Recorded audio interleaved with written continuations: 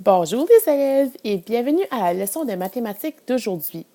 Dans le cadre de cette leçon, nous allons explorer davantage le concept mathématique des divisions des fractions. Dans le cadre de cette vidéo, tu auras la chance à t'exercer afin de mieux comprendre ce concept. Nous savons déjà qu'une fraction équivaut à une partie d'un tout. Par exemple, lorsque nous partageons un gâteau avec nos amis, nous sommes déjà en train de faire des fractions sans toujours s'apercevoir de nos actions.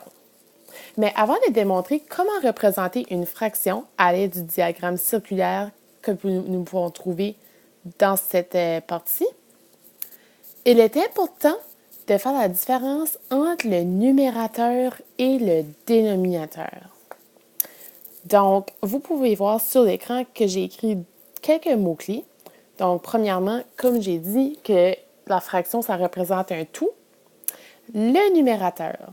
Donc, le numérateur, c'est quoi? C'est un nombre de parties choisies par rapport au nombre total de parties. Par exemple, si nous regardons ce cercle, ce diagramme circulaire, nous pouvons voir qu'il n'y a aucune partie décolorée. La raison pour laquelle, c'est que nous allons travailler davantage ce concept parce que je vais vous donner un exemple en même temps que je vais expliquer. Le dénominateur, lui, c'est le nombre total de parties. Puis il est à noter aussi que chaque partie est égale. Donc, il n'y a pas une partie qui est plus grande qu'une autre. Mais afin de mieux comprendre la notion du numérateur et du dénominateur, voici un exemple à l'aide du diagramme circulaire que nous pouvons aussi comparer comme un gâteau.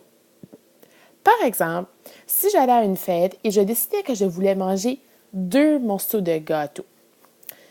Donc, ce que je vais faire, je vais prendre une couleur et je vais colorier 2 morceaux de gâteau afin que vous puissiez mieux comprendre le concept. Donc, ça, c'est mon premier morceau de gâteau. Et ça, c'est mon deuxième morceau de gâteau. Donc, dans ce cas, le nombre de parties choisies par rapport au nombre total de parties est 2. Donc, le 2 serait notre numérateur. Et il ne faut pas oublier qu'il y a toujours la barre de fraction entre afin de diviser notre numérateur et notre dénominateur. Ensuite, puisque le nombre total de parties est le dénominateur, c'est important de compter le nombre total de parties dans ce gâteau.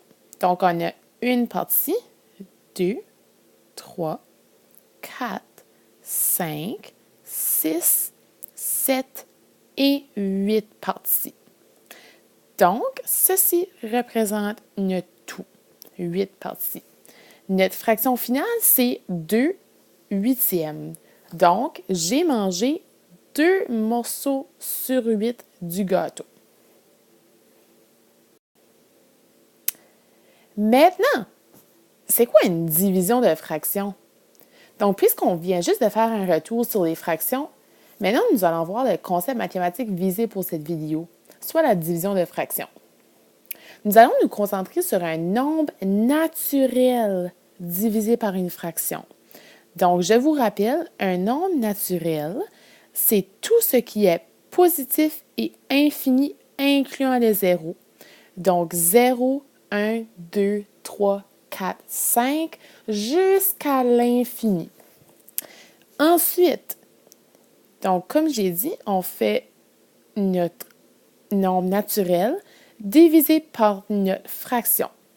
Dans une leçon que nous allons voir un peu plus loin dans la semaine, je vais vous montrer les exemples d'une fraction divisée par un nombre naturel. Mais pour aujourd'hui, nous allons nous limiter à 6 exemples.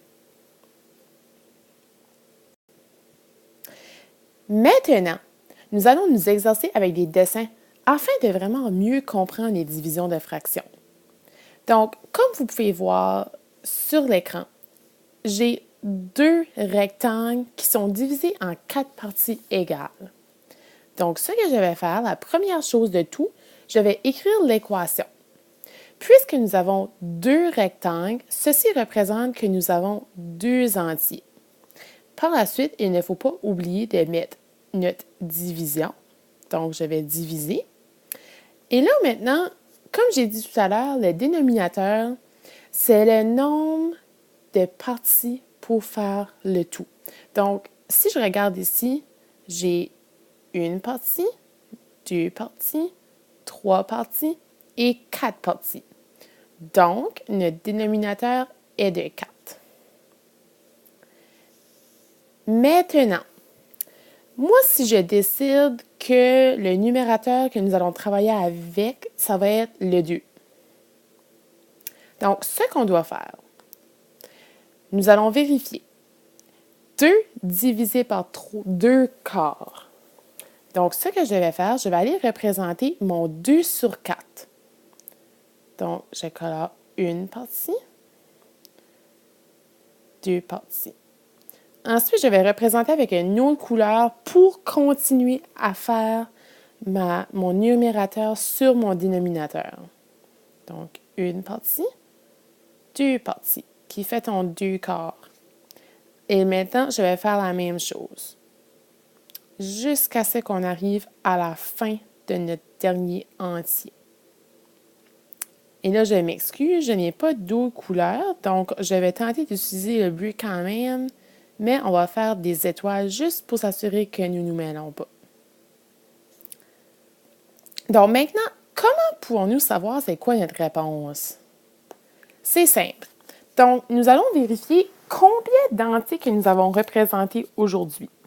Mais pour ce faire, l'entier que nous avons représenté, ils sont tous représentés par des différentes couleurs. Donc, si je reviens, nous voyons que nous avons un entier, deux entiers, trois entiers et quatre entiers. Donc, notre réponse, c'est 4. Maintenant, je vais vous montrer un autre exemple. Donc, ici, j'ai 1, 2, 3 entiers. Il ne faut pas oublier notre signe de division. Et le dénominateur, si on fait encore un rappel, c'est le nombre de parties pour faire un tout. Donc, pour représenter un des entiers. Donc, on a 1, 2, 3, 4, 5, 6. On a 6. Et là, ici, je vais dire que nous allons faire 3 divisé par 3 sixièmes. Donc, on va faire comme tout à l'heure. Donc, pour représenter notre numérateur, on va colorier 3 carrés qui représentent un de nos 3 sixièmes. Maintenant, la même chose, on continue. Maintenant, je reste à mon deuxième entier. Un 3 sixièmes. 3 sixièmes. 3 sixièmes. Et 3 sixièmes. Donc, maintenant, on va compter le nombre total que nous avons. Donc, il ne faut pas oublier que notre 3 sixièmes ici, ça représente un entier. Donc, 1, 2, 3, 4, 5 et 6. Donc, notre réponse finale pour celle-ci, 3 divisé par 3 sixièmes, ça va donner notre 6. Merci de votre écoute. Maintenant, Madame Jennifer vous conseille fortement d'aller résoudre les 2 problèmes ouverts que j'ai préparés pour toi. Si jamais tu as des questions, n'hésite surtout pas à me transmettre des messages une fois que tu seras arrivé en salle de classe. Merci, bonne journée!